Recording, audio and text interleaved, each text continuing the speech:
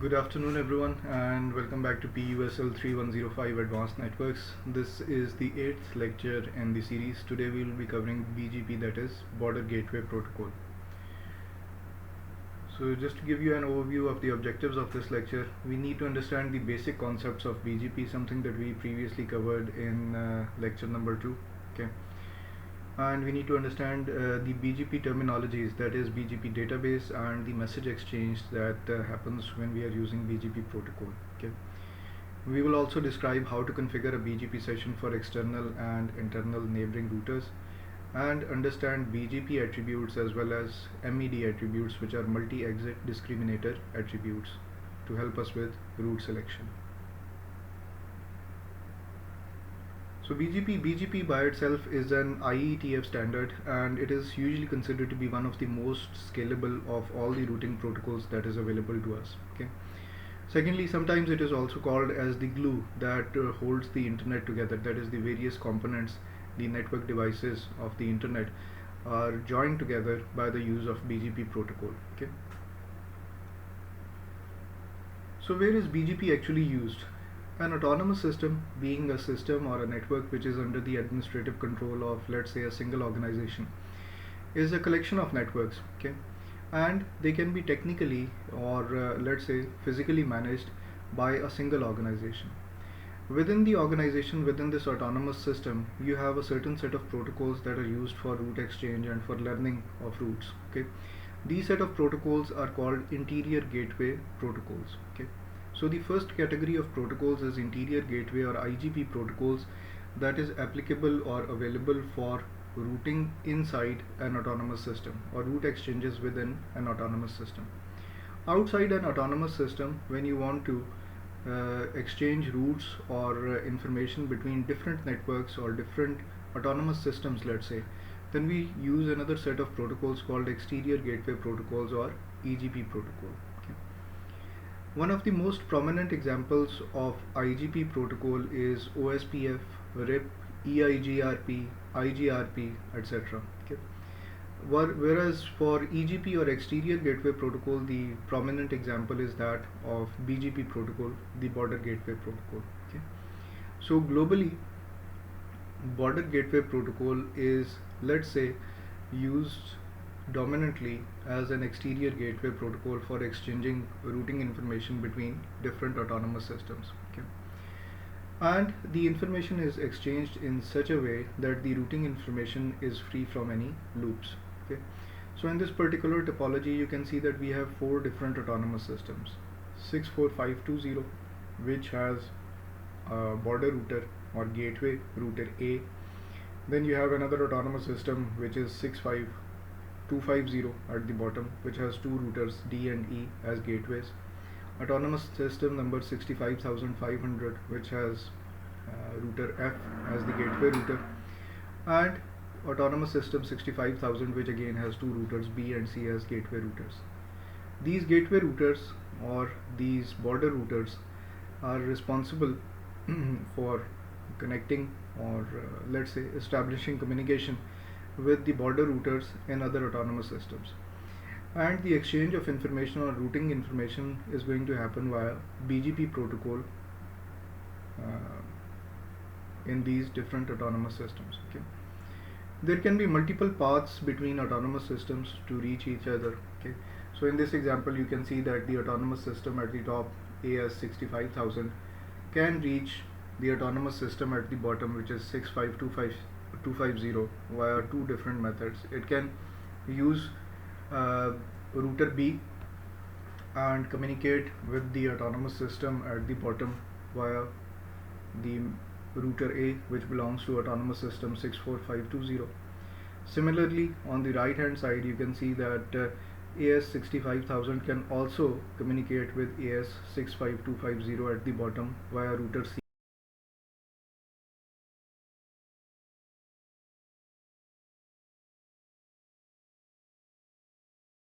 And the second one is a direct connection between router C and router E. Okay. So there are multiple different paths that are available for each of these autonomous systems to reach another network or another autonomous system, and it is the job of your BGP protocol to exchange this routing information as well as create loop-free environment. Who allocates the autonomous system number? So there is a global body called the Internet Assigned Numbers Authority, or IANA. Okay, so this is the umbrella organization that is responsible for allocating autonomous system numbers to different networks. The autonomous system designator, okay, is a 16-bit number which can have a range of anything between 1 to 65,535. Okay, it now extends to 32 bits. Okay, so in the early days of the internet it was 16 bits. Today it can be extended up to 32 bits. Okay, so a range of autonomous systems numbers, let's say from 64,512 to 65,535, is reserved only for private use. That is, they can not be publicly advertised. Okay, these numbers are only going to appear within an organization. Okay, and they won't be externally advertised. The IANA assigned autonomous system number, rather than a private AS number, will be used to connect a public network or an autonomous system to the global internet. Okay, I have included two links on this particular slide which explain a little bit more about autonomous system number assignments. Okay, and how we can allocate private addresses, okay, or private autonomous systems AS numbers within an organization. Coming to Border Gateway Protocol in particular, so BGP is used between autonomous systems to provide loop-free inter-domain routing. Okay, loop-free and inter-domain, that is connecting various different autonomous systems together. There is a distinction between an ordinary autonomous system and one that has been configured with BGP to implement transit policy. Okay, the latter is called an ISP, or a service provider. That is, once you are gaining information or getting information from a client or a customer, that is the routing information, and passing it through your network to another internet service provider or to another organization. Okay, so that is the job, or this transition or transiting is basically the job of an internet service provider. Okay, BGP version 4 or BGP 4 and its extensions are the only acceptable version of BGP that are available for use on the public internet these days. Okay, these are originally defined in RFC 4271 that supports both variable length subnet masking and classless inter-domain routing. Variable length subnet masking basically means you can assign any number of bits from an IPv4 address to basically represent the network and the host side. Okay, and you advertise the subnet mask along with the routing information, so that the information is complete, that the other router or the other node that is receiving the advertisement is aware of the fact that what kind of subnetting mask is being used. Okay, and then you have classless inter-domain routing, which basically means that rather than confining the routing exchange information to class A, B, C, D, E, okay, you can assign any number of bits to the host side, and you can you are not bounded by the classful boundaries that only the first 8 bits represent the network, as in the case of class A network, or only the first 16 bits will represent your network in class B. Okay, so you can assign any number of bits to the network and any number of bits to the actual number of hosts depending on your own requirement. Okay, then there is 200K prefix, which was let's say realized in 2007, and there are now about 600,000 in core BGP routing tables which are working on the internet. Okay, so there are, let's say, around 600,000 different types of networks or network prefixes that are available in core BGP routing tables. Okay, that is the number of networks or autonomous systems, let's say, which are available on the internet. Comparison with other routing protocols. So BGP uses or rides on top of existing IGP. It uses TCP port number 179. It does not look at the speed or the bandwidth to determine the best path. Instead, the actual routing scheme or selection of path is based on policies. Okay, so it is a policy-based routing protocol, and it allows an autonomous system to control traffic using multiple BGP attributes. And we will look at these BGP attributes, specifically MED, later on in the lecture. Okay, for now, understand that instead of using bandwidth, speed, or network latency as a metric, or number of hops as a metric, It is basically policy based routing. Policy dictates or policy defines how much you trust an autonomous system that you are going to pass your traffic through it. Okay. BGP allows a service provider to fully use all of its bandwidth by manipulating the path attributes. So if multiple different paths are available, then we can use a bit of load balancing as well. Okay. BGP is the slowest routing protocol in terms of convergence. That is, it takes a long time for routers which are using BGP to actually converge and have the same information. Okay. And that is probably because of the fact that BGP being connecting different autonomous systems and the size of the global internet, like we saw in the previous slide, 600,000 entries. Okay, it will take plenty of time before any changes are, let's say, communicated or propagated to all the autonomous systems within the internet. Okay, so it is rather slow. Okay, what are the other different types of protocols available? So internally, the first category that we have was for interior gateway protocols, or IGP. Okay, OSPF, which was link state. Okay, there was a certain hierarchy in OSPF, like we explained, or like we witnessed in the first lecture, where we had multi-area OSPF. Okay, the metric was the cost being the bandwidth of the link. In RIP, routing information protocol, which is one of the earliest routing protocols and one of the most basic ones, it's also an IGP protocol, but this is distance vector based. There is no hierarchy as such, and the only metric that we use is the hop count. Okay, that is the number of hops between the source and the destination. The path with the minimum number of hops is usually considered to be the best available path. Okay. Then we have Cisco proprietary EIGRP, which was enhanced interior gateway routing protocol, another IGP protocol. It was advanced distance vector.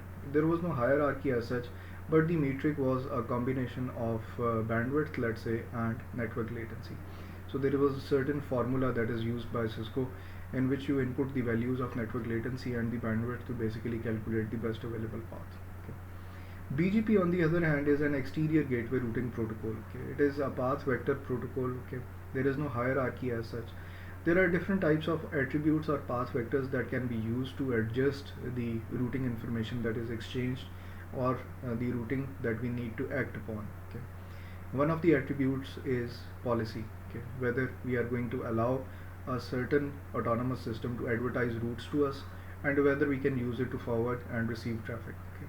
Apart from that, if there are multiple different routes available, okay, to external autonomous systems, then depending on let's say an adjustment of load, that is load balancing, that we can divide the traffic originating from our own network across two or more than two networks or two autonomous systems. These types of settings can be set inside BGP. Okay, so these are called your different path vector attributes. Okay, so this is a typical autonomous system configuration, a basic topology that shows you how an autonomous system is connecting to the internet. Okay, so in this particular case, you have a customer which has a network or an organization which has an autonomous system of a number of 64520. Okay, and the IP address that is being used is 172.17.0.0 with a prefix of /16. Okay. Now, in order to connect to another enterprise over the internet, okay, the enterprise having an autonomous system number, okay, or let's say 65,500, which is private. Okay, you can connect it, or you can connect this customer to this enterprise via two different routes or two different paths. Okay, the first one being via ISP A, which has an autonomous system number of 65,000, and another ISP, which is B, having a different autonomous system number, that is 65250. Okay, so you can transit your information or your network traffic through these two different internet service providers to reach the enterprise, and vice versa. The enterprise can do the same as well. Now it is up to the enterprise and the customer to basically configure which particular internet service provider to use, or which internet service provider or the respective autonomous system is going to, vice versa. Okay, so you can transit autonomous systems. Okay, and you can use internet service providers to basically connect you to different autonomous systems. Usually, if you want to connect to another autonomous system, then rather than use an internet service provider, you can also make a direct connection. Okay, and if that is a possibility, then that would be much more feasible. Okay.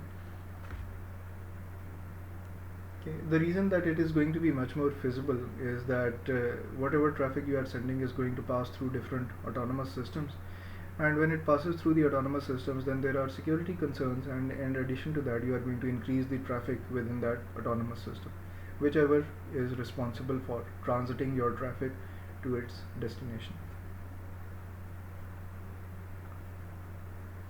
Okay, then there are multi-hopping options. Okay, on multi-homing options, the multi-homing is when an autonomous system has more than one connection to the internet. There are two reasons multi-homing is used. First, to increase reliability or add redundancy. Okay, so to increase the reliability of the connection to the internet, a redundant path should be available, ideally. Okay. Secondly, to increase the performance of the connection. If a better path is available, it can be used to certain destinations, to reach certain autonomous systems. In addition to that, if a redundant path is available, then sometimes load balancing is also possible. And this multi-homing is not tied into the routing policy of a single ISP. That is, you are not dictated by the routing policy of a single internet service provider. You have different options available to you. So what are the options available? There are three different multi-homing options available. An organization can be multi-home to either a single ISP or to multiple internet service providers. There are three common ways of BGP multi-homing. The first one is that each ISP passes only a default route to the autonomous system. Okay, so an ISP advertises that this is the default route to this particular autonomous system. The second available case is when each ISP passes a default route and provider owns specific routes to the autonomous system. Okay. So not only does it provide an autonomous system, but also a partial routing table. Okay. A partial routing table is going to basically guide you or guide that particular autonomous system how to reach certain destinations. Okay. And then finally, each ISP, when it passes all the available routes to the autonomous system. So the first case is only giving the default route, okay, to an autonomous system. The second case is giving the default route and a partial routing table that will provide some extra information about reaching certain routes. And then finally, the third one, where an ISP is going to advertise all the routes to the autonomous system, not just the default route or a partial routing table. So let's take a look at the first case. Okay, this is for default routes from all providers. That is case one. Again, 4 different autonomous systems, and you have the enterprise autonomous system 65,500, and it is going to exchange information with other autonomous systems via the use of 2 different ISPs. Okay. So over here in this particular example, your router C in the enterprise chooses the lowest IGP metric to reach the default network. Okay. So this means that internally you are running maybe RIP or OSPF inside this enterprise, and whatever IGP protocol you are using, that is RIP, OSPF, EIG, RP, etc., is basically telling you the metric to reach the default network is lowest, okay, from B or from A. So if you have the option of going via ISP with AS 65,000 or ISP with AS 65,250, then internally your routing protocol is going to decide that the route is available via these 2 autonomous systems. Which one am I going to use? I am going to use the one internally that is closest to me, okay, or I am going to go via, let's say, router A or router B if my standing point is router C, by determining what is the cost to reach router B and router A internally. Okay. If the cost to reach router B is low, then the information is going to get passed via B to autonomous system 65,250, and then it will go to the second ISP and then finally to its destination. Okay. And let's suppose if the cost of reaching A was low from router C, then we are going to directly connect to AS 65,000 and then forward the traffic to 64250. Okay. So when 2 default routes are available, or more than one default route is, let's say, available, then internally whatever routing protocol that you are using is going to determine that I have 2 paths available to a particular destination, but I need to choose the gateway, okay, whether it is router A or router B. And how am I going to choose that gateway? By internally whatever routing protocol that I am using, telling me that the cost for A is low or B is low. Whichever is lower, we are going to choose that particular path. The second option is default routes, but additionally routes from all providers and a partial table is also forwarded. So again we have a similar topology. We have an enterprise with an AS of 64500. Okay, we have full mesh and we have iBGP running internally. Okay, that is BGP is also being used internally. Now in this particular circumstance, again you have two options available. You can either reach other autonomous systems via gateway A or via gateway B. Okay, so in this particular example you have a default route, okay, and then you have partial table entries as well. Partial table entries are available for ISP A, ISP B and autonomous system 64520. So the router C uses the default route to get to networks in AS 64100, okay, and all other autonomous systems that are not shown. Okay, so the default route is being used to reach a particular autonomous system number, okay, which in this case is 64100. Whereas the router C can use the specific BGP routes that it has learned to get to networks owned by AS 65000, 64900 and 64520. That is, these ISP A and ISP B are also providing additional information internally about their networks to our enterprise. Okay, so when we want to reach any default, or whenever we want to reach any route that is not available or advertised by ISP A and ISP B through their routing tables, then we can use the default route, that is via gateway A. Whereas whenever we want to go to ISP B, we are always going to go via gateway B, because we know that is the preferred route as advertised by ISP B. Whenever we want to go to ISP A, we are going to use gateway A, and whenever we want to go to AS 64520, we will also use A. But if we want to reach any other network apart from these, then we will use the default route, which is via A. Okay, so the reason that we have two different approaches or two different paths that are available to us, okay, is because we got the default route from the respective autonomous system, okay, which in this case was 65000, but in addition to that we also get partial routing information from other autonomous systems, okay, and based on that we can create routes to these autonomous systems, and whenever a route is needed for any other autonomous system or network that is not available to us, we can always use the default route. Okay, so that was the second case. Then finally we have the third case where multi-homing is available for all routes from all service providers. So in this case again, same topology. You have an enterprise network.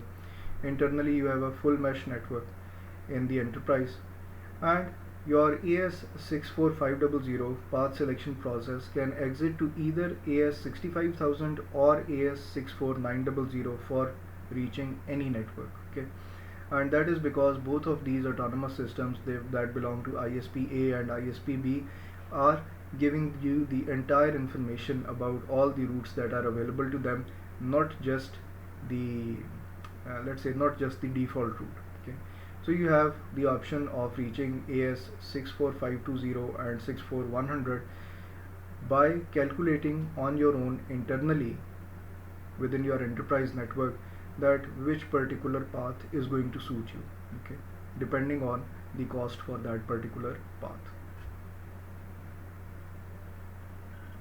Then a few basic BGP terminologies. First of all, BGP databases. First of all, in the database you have something called a neighbor table. So this is a list of all your BGP neighbors. Then you have a BGP table or a forwarding database. This contains a list of all the networks that are learned from each neighbor. It can contain multiple paths to destination networks, and it also contains BGP attributes for each path. Okay, and then you have the IP routing table. This is the list of best paths to destination. Okay.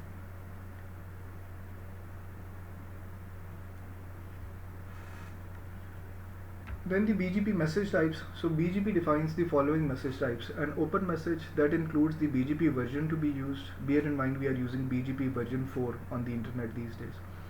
the autonomous system number, whether that is public or private, the hold time, and the router ID. That is how long you are going to maintain it in memory, and the actual router ID. Keep alive messages, okay, which are exchanged between neighbors. Updates information for one path only, that is multiple paths need multiple messages, okay, in each of the updates. The update itself includes path attributes and networks to a particular path. Then a notification. Whenever an error is detected, you will receive a notification. BGP connection is closed after a notification is sent.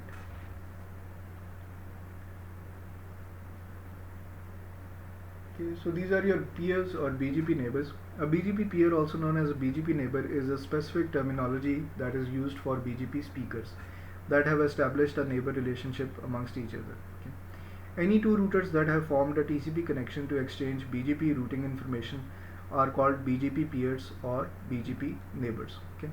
So in this particular scenario, you have router B, which is running BGP and OSPF, D, which is running OSPF, and C, which is running BGP and OSPF.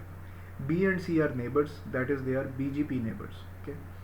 Whereas router A in a different autonomous system is also running BGP. Okay. But A cannot be a neighbor with the router B, that is internal to the autonomous system. A can only be a neighbor with router C, which is directly attached to it. Okay. So these two routers A and C will be basically peers or BGP neighbors, and they would have established a TCP connection to exchange BGP information. Same is the case for B and C.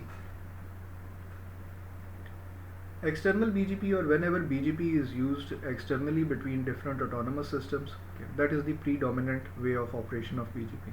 So when BGP is running between neighbors that belong to different autonomous systems, it is called eBGP. eBGP neighbors by default need to be directly connected, as we saw in the previous slide as well. Okay, that A and C need to be directly connected. A and B are also running BGP, but A cannot be a neighbor with B because it is not directly connected. Then internal BGP. When BGP is being used internally within the organization, that it is running between neighbors within the same autonomous system, it is called iBGP. The neighbors do not have to be directly connected. Okay. But still they will be part of the internal BGP system, and they will be iBGP neighbors. So in this case, you can see B, C, D and A. All of them are not directly connected. D is only connected to B. Similarly, A is also connected to B, and C is connected to B as well. But four routers, all these four routers are running BGP internally within the network. Okay. So when they are running it internally within the network, then they can be considered to be iBGP neighbors or iBGP peers, regardless of the fact that they are not directly connected with each other. So D is a neighbor with C, and D is also a neighbor with A, and vice versa. Then BGP attributes. There are three categories of attributes: well known and let's say optional, mandatory and discretionary, transitive and non-transitive. What are well known? Must be recognized by all compliant BGP implementations. Okay, that is recognized by other instances of BGP which are running in different autonomous systems. Well known, mandatory. They must be present in all update messages, and well known, discretionary, which may be present in update messages, certain update messages. Then optional ones. They are recognized by some implementations of BGP, and you can expect them not to be recognized by everyone on the internet. Optional transitive, if it is not recognized, marked as partial and propagated to other neighbors. Non-transitive, discarded if the information is not recognized. Example of defining BGP attributes. So well-known mandatory may include the autonomous system path, the next hop, and the origin attributes. Okay. Discretionary and well-known, where the local preference attribute is available. Optional transitive, where a community attribute is available. And finally non-transitive, where multi-exit discriminator attribute is used. Okay. So autonomous system path is something that is available, okay, and that should be available for eBGP exchanges. The information about next hop, the origin attributes, that is where the BGP advertisement started from. Discretionary and well known, that is the local preference attribute. Which one are you going to choose? Okay, if multiple different options are available. Optional transitive, that is a community attribute, that is you configure it in such a way that the information is propagated to a certain set of autonomous systems. And then finally non-transitive, which is one of the most important ones, that is multi-exit discriminator. That is, if multiple different paths are available, what weightage are you going to assign, or how you are going to design the metric of which one to prefer over the other one. Okay. So the first one is the autonomous system path attribute. Okay. So you have three different autonomous systems. Okay. From router B's perspective, which is in autonomous system 65,000, the path to reach another network, that is 192.168.1.0, okay, that belongs to 65,500, okay, is or let's say that the path to reach 192.168.1.10 is via autonomous system 65,500, because there is no direct connection between autonomous system 65,000 and 64520. So the information has to pass through AS 65,500. Okay. So the path attribute basically suggests that we get information about the autonomous systems that we are going to pass through or transit through in order to reach our destination. So if we want to reach the destination network 192.168.1.0, then the AS path attribute will contain two bits of information or two pieces of information. The first one, the first hop or the first autonomous system, which is 65,500, and then the second one, which is 64520. The BGP routers use the autonomous system path attribute to ensure that there is a loop-free environment just by looking at the autonomous system numbers. And we always prefer the shortest path, that is the path that has the minimum number of autonomous systems. Then the next hop attribute, it indicates the next hop IP address to reach a destination. The default next hop is the next autonomous system. For eBGP, that is when BGP is used between different autonomous systems, the next hop is the IP address of the neighbor that sent the update. Okay. For iBGP, the next hop advertised by eBGP should be carried internally into the network using iBGP. Okay. So in this particular example, you need to work out what is the next hop for router A to reach 172.20.0.0. Okay. So router E belongs to autonomous system 64520 and it wants to communicate with the network 172.20.0.0. So what should be the next hop? Okay. It is going to be B. Okay. What is the next hop for router C, on the other hand, to reach 172.16.0.0? That is autonomous system 64520. So in this particular case, the next hop is going to be internally the IP address that belongs to the router B, or the interface of router B that is facing router C, that is 172.20.10.1. Then the origin attribute, it defines the origin of the path information, or how a route was learnt at the origin, the point where the route was injected into BGP. The origin attribute can be one of three values. Okay.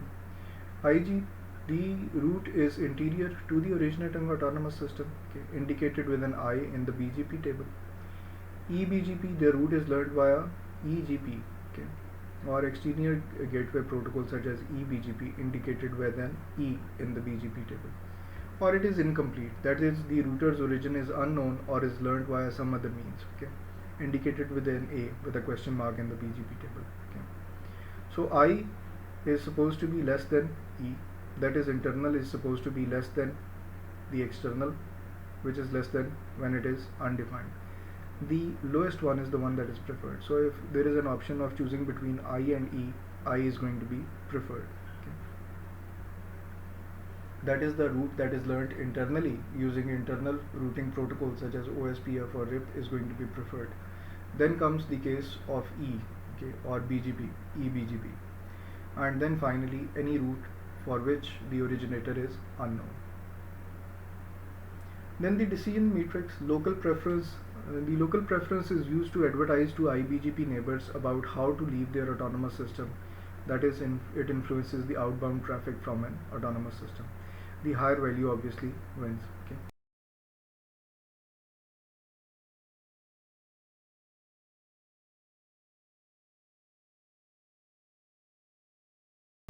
That has multiple entry points. The lowest MED value wins. And then finally weight attribute, which is only available in Cisco equipment, in Cisco networking devices. It provides local routing policy only, and it is not propagated to any BGP neighbors. The higher value or the higher weight wins. So this is an example of your local preference attribute. Okay.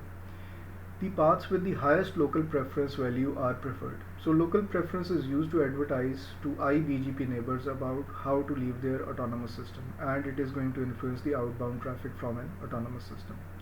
The local preference is sent to iBGP neighbors only, okay, that is only within an autonomous system, and the local preference attribute is well known and discretionary. The default value of this is 100. So in this particular scenario, you have at the bottom right autonomous system 64520, which has two routers, gateway A and gateway B. The local preference for A is 200 and the local preference for B is 150 when it needs to go to autonomous system 65350. Okay, that is the autonomous system at the top left with an IP address range of 172.16.0.0. So the highest value over here that is available locally is 200. So autonomous system 64520 is always going to use the path via gateway A and then autonomous system 65000 and 65250 to reach 172.16.0.0. That is autonomous system 65350. That is because of the local preference being high for router A. If we increase it for B from 150 to let's say 250, then obviously that is going to become the preferred path. Then secondly, what is the best path from let's say AS 65500 to autonomous system 65000 for incoming traffic using the MED attribute? Okay, so now two different paths are again available from 172.16.0.0 to enter the network at the top, which has an IP address range of 172.20.0.0. Okay, so the BGP update from gateway B, okay, or let's say the path between A and B is going to have an MED value of 150. Okay, and for the other side the MED value is 200. Okay, so what is going to be the best available path then from the top to the bottom? Okay, that is from autonomous system 65500 to 65000. Okay, obviously the MED value that is lower. Okay, so the paths with the lowest MED, also called the metric value, are the most desirable ones. So again in this example we are going to use the path between B and A. Okay, this is opposite to what we had in terms of the local preference, where the local preference value should have been higher in order to be selected. With MED value, the cost needs to be low. MED is used to advertise to eBGP neighbors, example an internet service provider, about the preferred path into an autonomous system with multiple entry points, incoming traffic. MED is sent to eBGP neighbors only, that is, it is only exchanged between BGP neighbors which are using it externally. The MED attribute by itself is optional and it is not transitive, that it cannot be forwarded onto other autonomous systems further on. Okay, in this example we would prefer the incoming traffic from autonomous system 65500 to reach 172.16.0.0 via router B. That is the preferred path. Okay, so again an example of the same. Then the weight attribute, which was available in Cisco equipment only. The weight attribute provides local routing policy only and it is not propagated to any BGP neighbors. The routes with a higher weight are preferred when multiple routes to the same destination are available. The weight value can be anything between 0 to 65535. Paths that the router originates have a weight of 32768 by default and other paths have a weight of 0 by default. Used when using one router with multiple exit points out of an autonomous system, similar as was the case with MED. Okay, so we are going to choose the path that is the highest weight. So again in this example or in this topology you have three routers, B, D, C and A at the bottom, and A wants to communicate with, let's suppose, D. Okay, two paths are available, one via B and one via C. If we configure the weight attribute on the interfaces, the respective interfaces of router A, which are going towards B and C, for A to B we configure a weight of 200, and from A to C we configure a weight of 150, then we are always going to choose the path from A to B while communicating with D. Okay. So BGP route selection process, or a summary of the decision process. Okay. It is considered only when routes are synchronized with no autonomous system loops and a valid next hop. Okay. And in this particular order, we first of all prefer the highest weight that is local to the router, that is available on Cisco equipment. Then we prefer the highest local preference, okay, global within each autonomous system. After that, we prefer the route that is originated by the local router, that is the next hop is 0.0.0.0. Okay. Then we prefer the shortest autonomous system path, okay, that is the route between us and different autonomous systems has minimum number of autonomous systems. Then we prefer the lowest origin code, okay, that is IGP is less than EGP is less than incomplete advertisement. Then comes MED, okay, which is exchange between autonomous systems. The route with the lowest value of MED is basically the one that is selected. We prefer eBGP path over iBGP paths learned externally between different autonomous systems. We also prefer the path through the closest IGP neighbor, that is dependent on the IGP cost, that is whatever routing protocol you are running internally within your network.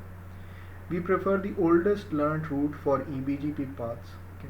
And second last, we prefer the path with the lowest neighbor BGP router ID. Finally, we prefer the path with the lowest neighbor IP address. So these are your 11 different attributes which are available to you. The start we said that this is a path vector routing protocol which has multiple attributes. So these are the attributes in their let's say respective order of preference. So whenever we have to learn a particular route, or whenever we learn of a route, okay, then we process that route through these 11 attributes and compare it with the routes that we have learned via other sources to determine which one to use and how to use it. Okay. So the summary is that BGP is a path vector routing protocol that allows routing policy decisions at the autonomous system level to be enforced. Okay. It forms eBGP relationships with external neighbors in other autonomous systems and iBGP with internal neighbors. All the routers in the transit path within an autonomous system must run full meshed iBGP. That is, internally, if you want to forward traffic from different autonomous systems onto other autonomous systems, then you should be running iBGP internally. Okay.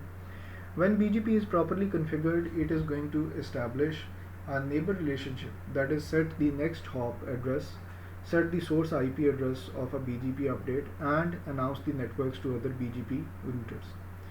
BGP performs a multi-step process which we witnessed in the previous slide when you want to select the best path to reach a destination.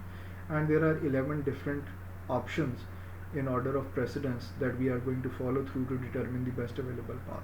Okay.